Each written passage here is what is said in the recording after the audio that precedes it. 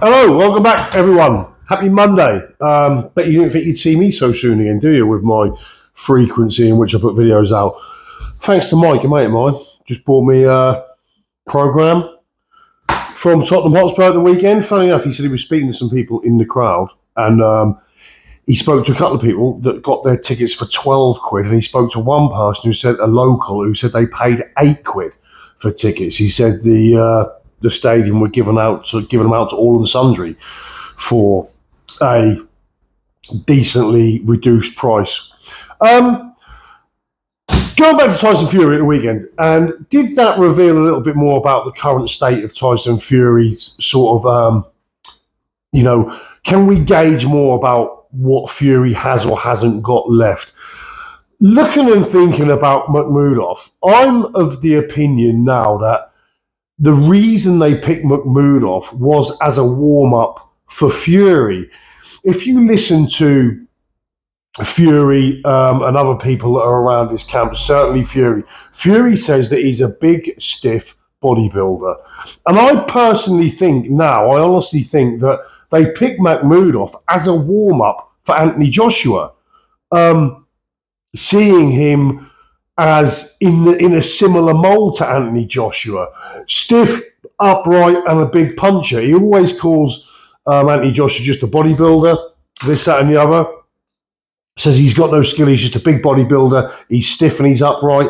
And that is McMurdoch. And I firmly believe, in fact, I fucking guarantee that part of the reason, or a large part of the reason they picked McMurdoch was a warm up for Anthony Joshua.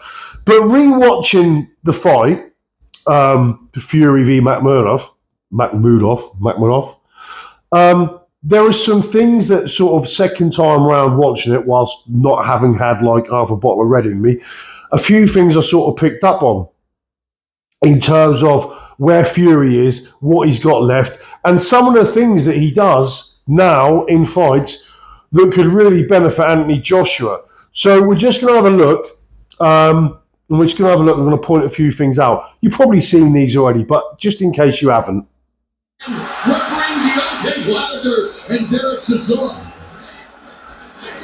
And again, Mahmoudov, dangerous early, but kind already on the attack. So you see already, he's being pushed back quite easy by Mahmoudov's a big guy. But he instantly goes banging into the ropes. You know, there was a time where Fury would have gone laterally, would have spun out and got away that time, not let himself get forcefully pushed back into a corner, which is not a good place to be. We see again there, Fury going back in straight lines and going back in straight lines to the ropes. For me, the reason why a fighter like Fury is going back to the ropes and back to the corner is because he can lean on the ropes. He can get buoyancy off the ropes and take it off his legs. To me, that's always a sign that a fighter's legs aren't great, when they head back to the ropes easily and they're leaning on corner posts, because it's saving their legs. They're getting a little respite in the legs by leaning on the ropes, leaning into the corner. Fury done this throughout the night. That's bad Tyson Fury when he goes straight back and he's giving an angle. That's good Tyson Fury. Now, you see when there's no pressure on Fury, he does move laterally. He'll move round, he'll do laps on the outside, he'll change the feet, change direction and skip off the other way, spin out, turn out, as he's sort of throwing the jab and stuff like that. So he will move laterally, but every time pressure's applied, he goes back in a straight line. Tyson Fury throwing that 1-2. Mahmoudov landed a shot, but Tyson Fury also landed a left shot. And it's going to be like that. When you're exchanging as heavyweights, right there. So once again, allows himself to be walked back straight into the ropes. Scraping heavy body shots and one to the face in Tyson Fury. Oh, he's unloading now as Mahmoudov tries desperately to hold on. Everyone waiting to see what happens in this main event as Mahmoudov clips the Fury up. Gets caught there, head in the air. Mahmoudov swings over a sort of overhand, but travels all the way over, not particularly fast. Tyson's head in the air, doesn't have enough sort of reflex, or the brain doesn't work quick enough for him to see the shot, react to it, get out of the way and be safe. That was the shot, turning it over inside when Mahmoudov was looking at resting. Thought the action was over. Oh no, it wasn't. Fury switching stances, giving Mahmoudov different looks. I've got to say, that bit made me laugh because you've got Mahmoudov centre ring, not in the position to throw a punch, not set, not posing any threat at all. Fury fires off 3 consecutive jabs and then does a, whoa, look at that. I mean, you've just thrown 3 consecutive jabs at every bag. Just made me laugh at. Just a stationary target. And little gloves on. You see again there, Fury's on the outside, Mahmoudov steps in, Fury immediately straight back to the ropes. Yeah, once he gets to the ropes, he then moves into the corner. But initially, he's almost moved straight back in a straight line off a feint, almost. And that really doesn't bode well for fighting someone like Anthony Joshua, who may let the fucking right hand go. Nice left hook by Fury. It looks like the big man's hurt now. Mahmoudov is feeling it. Mahmoudov delivers the right hand, but Fury. See, it looked like Mahmoudov there landed with a right hand, and again, Fury's legs didn't look great because he fell into Mahmoudov. Mahmoudov doing his best to try to wrap up. Get your hands up. There's a lot of discipline that Tyson Fury has been dishing out a lot of discipline and Mahmoudov aggression. See, boxers are not just slick, but they're mean too. You gotta be mean to be that close to a guy like Mahmoudov. The age, the layoff, the 2 losses, this shot right there for Fury. All right. Mahmoudov, these fucking out of 10, the opponent doesn't see it coming, which is why. See, that action started centre ring, Fury backs up in a complete, perfect straight line, ends up back to the ropes. The backing up in straight lines he does repeatedly after almost every. I mean, there wasn't a massive amount of danger after the first couple of rounds from Mahmoudov because his tank was empty. There was no snap behind his punches. But just the habit of backing up in straight lines every time your opponent is showing anything offensive is quite worrying.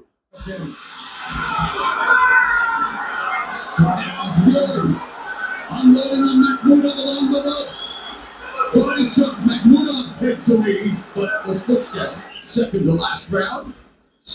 And still Mahmoudov winning. Oh, beautiful on the side. Nice body punch. Couple ways you can go in the game. You can get knocked out or you can get boxed out. Tyson Fury is Up to the ropes again, into the corner again. out Mahmoudov right now. What a great night's work from Tyson Fury here. Really, really cooking it in there.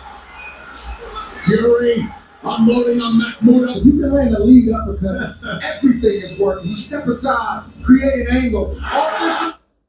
Now, this is not to say, don't take this as a big me, shitting on Tyson Fury. There was some really good stuff he done in there too. When he was offensive or in the clinch, the little short punches on the inside, even the little shots around the back of the head, the naughty ones. There's still a whole lot that Tyson is still better than most at. So this isn't me just having a shit on Tyson Fury, not at all, because he's still done a lot of good stuff. He still does a lot of good stuff. He's still able to do a lot of very good stuff.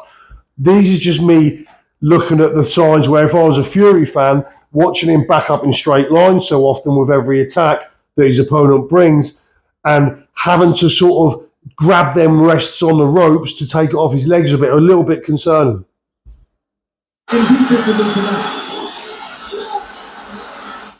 There we go. Takes a shot. Again, back in a straight line, back to the ropes.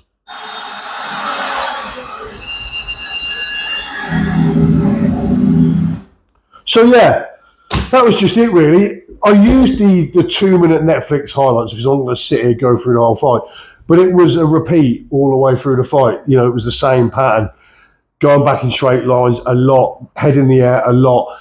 And as I said, I think that Mahmoudov was chosen for stylistically and for his size and his frame as a preparation for Anthony Joshua. I think, there's no surprise that he then gets there in the ring afterwards and calls Anthony, I want Anthony Joshua next.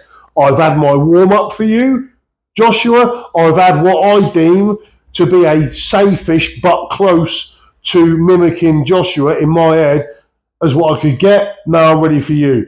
But there was, like I said, Fury backing up in straight lines a lot after every attack. is not what you want when you're facing a big right hand coming over top from Anthony Joshua. You know, and then what follows after that, because you go back in straight lines, leaves you nowhere to go. Anyway, that was it.